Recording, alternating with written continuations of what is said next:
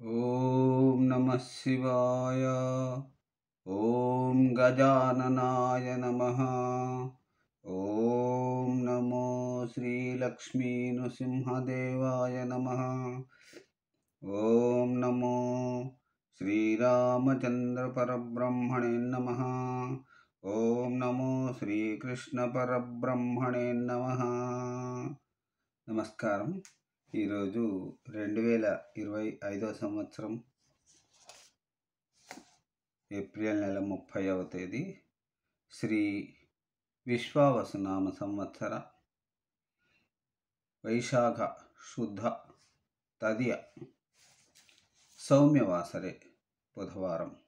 ఇప్పుడు లండన్ మహానగరంలో సమయం పగలు 11:51 అయింది. ఇప్పుడు భక్తుని నోట భగవద్గీత. ఈరోజు సంఖ్య 0048. శ్రీమద్భగవద్గీతలో 6వ అధ్యాయం ఆత్మ సంయమ యోగం. ఈరోజు 16వ శ్లోకం నుంచి 20 శ్లోకముల వరకు పారాయణం చేసుకొని వాటి తాత్పర్యములను తెలుసుకొని ఆనందిద్దాం. ఓం నమో శ్రీకృష్ణం వందే జగద్గురుం. ఈరోజు సంయమ యోగంలో 16వ శ్లోకం నుంచి 20 శ్లోకముల వరకు 5 శ్లోకములను పారాయణం చేసుకొని వాటి తాత్పర్యములను తెలుసుకొని ఆనందిద్దాం. 16వ శ్లోకం. నాత్యశ్నతస్తు యోగోస్తి నచైకాంత మనశ్నతః నచాతి స్వప్నశీలస్య జాగ్రదో నైవ చార్జున. ఈ 16వ శ్లోకానికి తాత్పర్యం ఇట్లా ఉంది. ఎక్కువగా తినకూడదు, ఉపవాసాలు ఉండకూడదు, ఎక్కువగా నిద్ర పోకూడదు, జాగరణలు చేయకూడదు. అన్నింటా మితంగా ఉన్నప్పుడే యోగం సిద్ధిస్తుంది. యుక్తాహార విహారస్య యుక్తచేష్టస్య కర్మసు యుక్తస్వప్నావబోధస్య యోగో భవతి దుఃఖః. మితాహార నిద్రా విహారాలు, నియత కర్మలు, మితమైన మెలకువ కలిగి అభ్యాసం చేసేవాడికి సర్వ దుఃఖ నాశకమైన ఈ యోగం సిద్ధిస్తుంది. ఇప్పుడు 18వ శ్లోకం.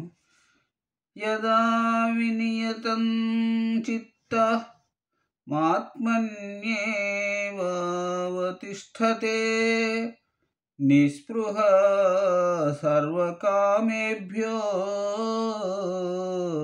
యుక్త ఇచ్యుచ్యతే తదా. 18వ శ్లోకానికి తాత్పర్యం. ఎప్పుడు మనస్సు ఆత్మయందే నిలిపి కోరికలని వదిలేసిన వాడు యోగయుక్తిని పొందుతాడు. ఇప్పుడు 19వ శ్లోకం. యథా దీపో నివాతస్థో నేంగతే పాశోపమా స్మృతా యోగినో యత చిత్తస్య యుజ్ఞతో యోగమాత్మనా. యోగ సాధకుని మనస్సు గాలి లేని చోట ఉంచిన దీపం వలె చలించకుండా నిశ్చలమై ఉంటుంది. ఇప్పుడు ఈనాటి చివరి శ్లోకం 20వ శ్లోకం. యత్రో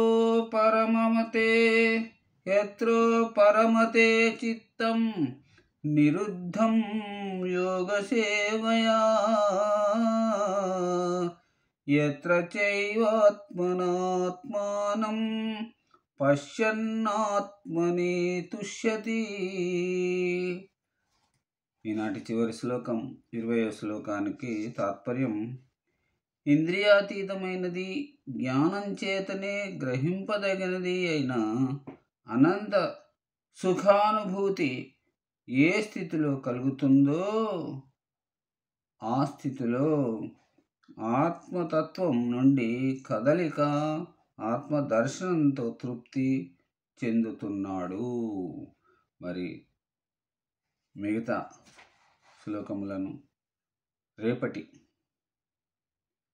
పారాయణంలో పాడుకుని ఆనందిద్దాం. అంతవరకు సెలవు. సర్వే జనా సుఖినో భవంతు. అందరూ బాగుండాలి, అందులో నేనుండాలి. ఓం కృష్ణం వందే జగద్గురుం. నమస్కారం.